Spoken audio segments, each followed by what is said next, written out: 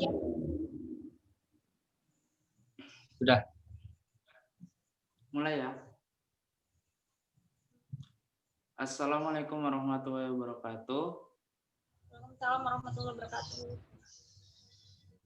Kami kelompok 15 akan mempresentasikan tugas kami, yaitu dengan judul Kelebihan dan Kekurangan Demokrasi dan Otoritarian.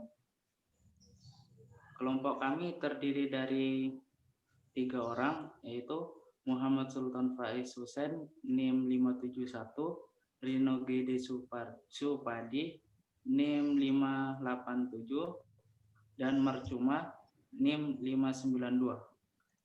Nah, sebelum kita memasuki kekurangan dan kelebihan demokrasi dan otoritarian, alangkah baiknya kita untuk mengerti pengertian demokrasi dan otoritarian itu sendiri. Nah, menurut kalian apa sih demokrasi dan otoritarian itu? Selanjutnya materinya akan disampaikan oleh teman saya, Marcuma. Tempat dan waktu kami persilahkan. Pengertian demokrasi adalah prinsip dalam bernegara di mana kepentingan ditunjukkan dari rakyat oleh rakyat dan untuk rakyat. Dalam dunia demokrasi dikenal adanya lembaga eksekutif, yudikatif, dan legislatif yang tergabung dalam lembaga pemerintah.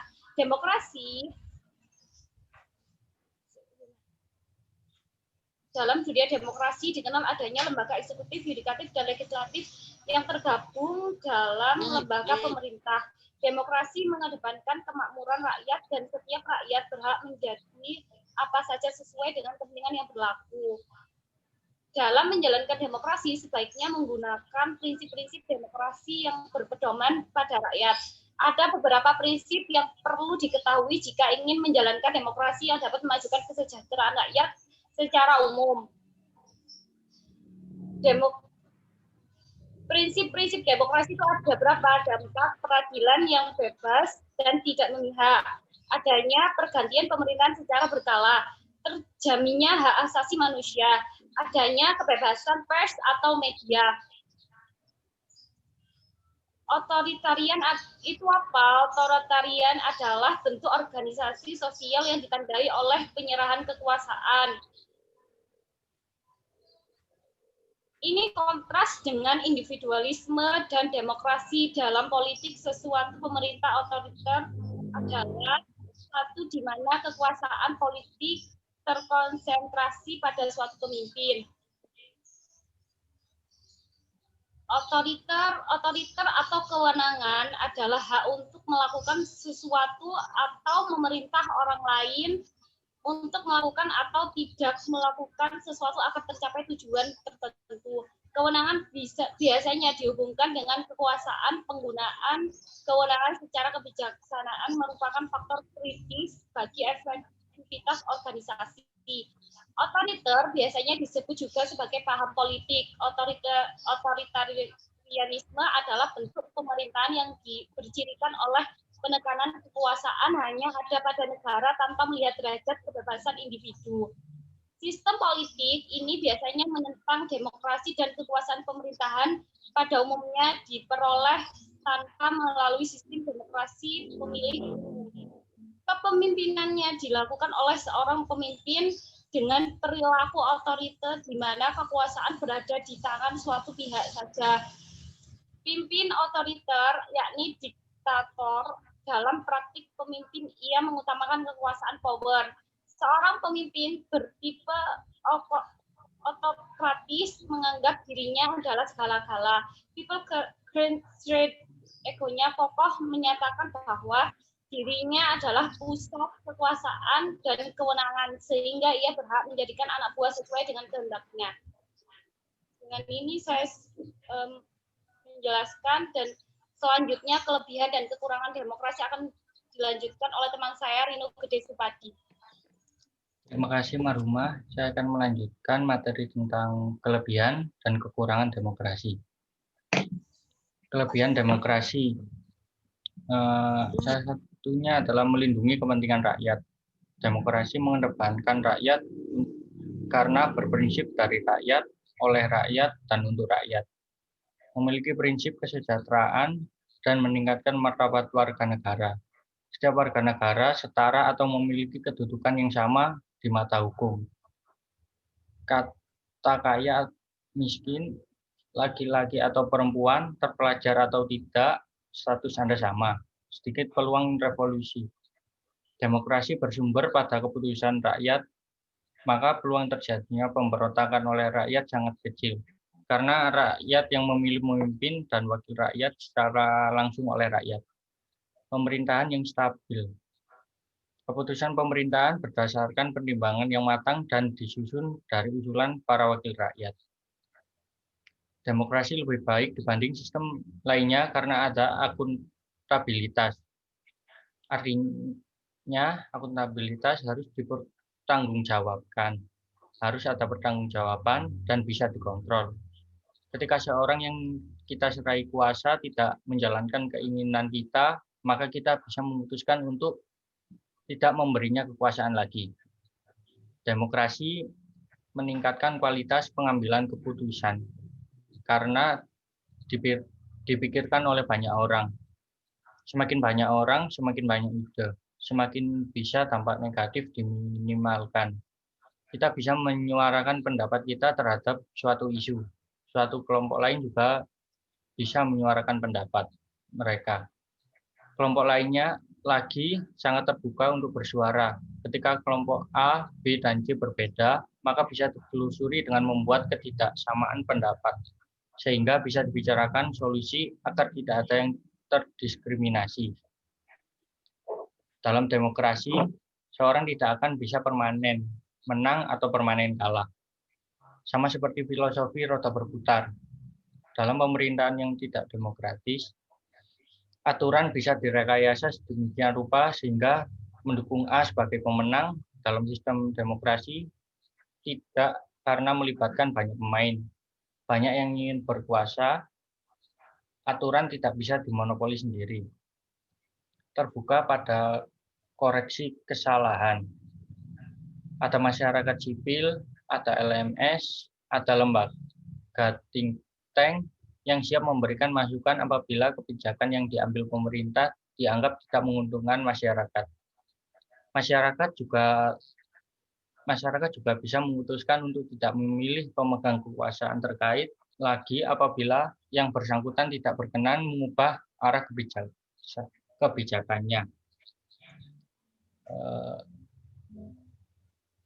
Kelemahan demokrasi yaitu pemerintahan oleh orang yang tidak kompeten. Dalam demokrasi, terkadang kita menemukan orang yang tidak cocok di posisi pemerintahan tersebut.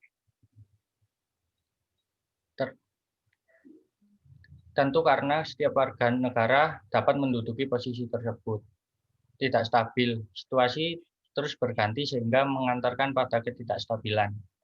Akan berbeda dikuasai seorang selama berturut-turut 35 tahun dengan pergantian rutin setiap 5 bulan.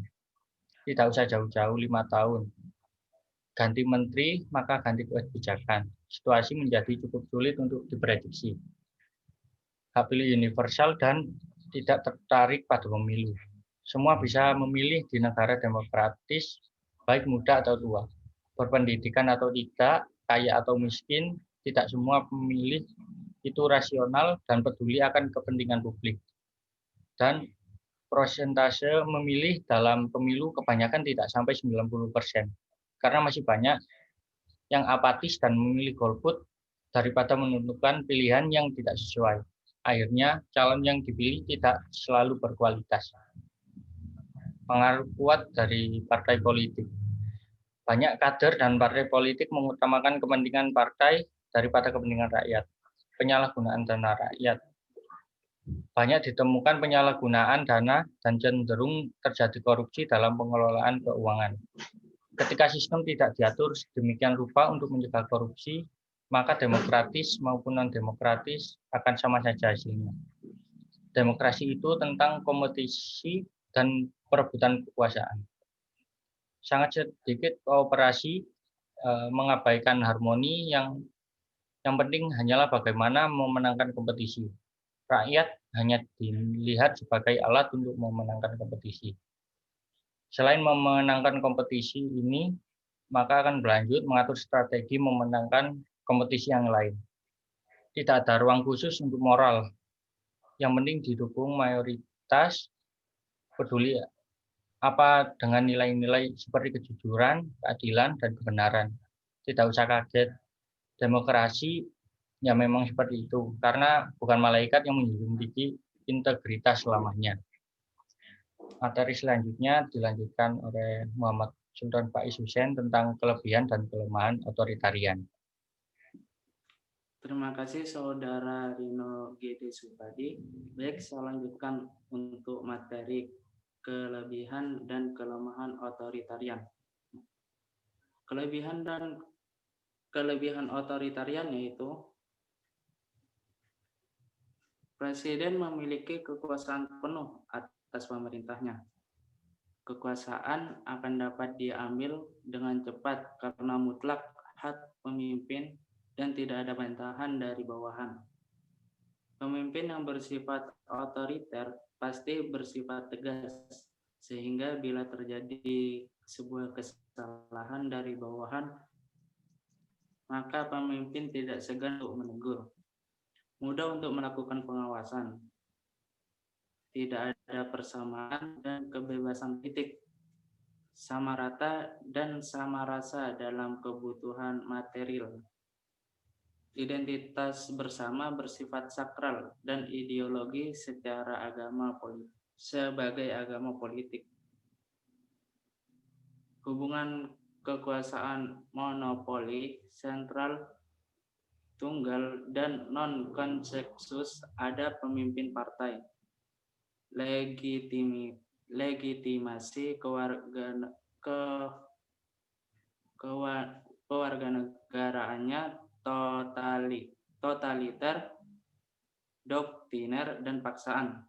Konflik dalam masyarakat cenderung berkurang karena adanya pengawasan hal-hal yang dianggap dapat menggoncangkan masyarakat. Mudah membentuk penyeragaman atau integritas dan konsensus yang diharapkan, khususnya secara umum pada negara yang sedang membangun dan memerlukan kestabilan.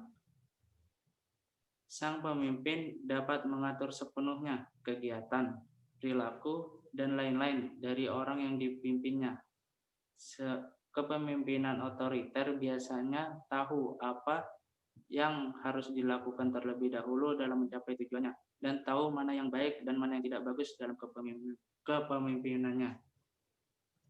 Selanjutnya, kelemahan otoritarian yaitu tidak ada kebebasan pers. Pengawasan dari pemimpin hanya bersifat mengontrol.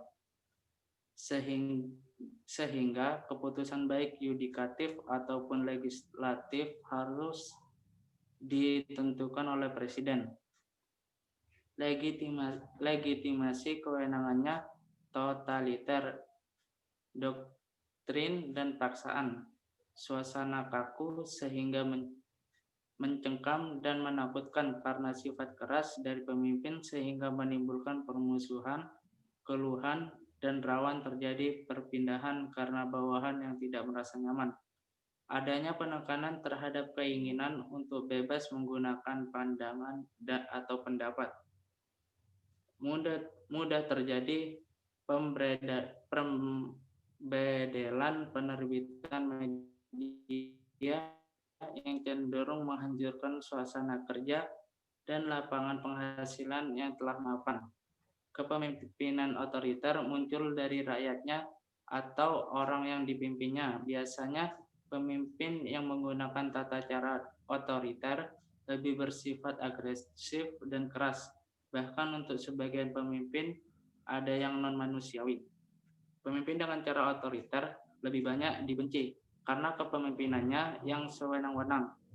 Dan karena tata cara itu akan banyak muncul pemberontakan dari rakyatnya. Namun berhasil atau tidaknya muncul pemberontakan itu atau tidak tergantung bagaimana pemimpin yang otoriter itu mengendalikan dan mempengaruhi orang-orang yang dipimpinnya. Terus yang terakhir adalah tertutupnya kesempatan untuk berkreasi. Mungkin sekian dari kelompok 15. Jikalau ada salah kata, mohon kritik dan sarannya. Dan jika ada pertanyaan, silahkan di CP orangnya. Terima kasih.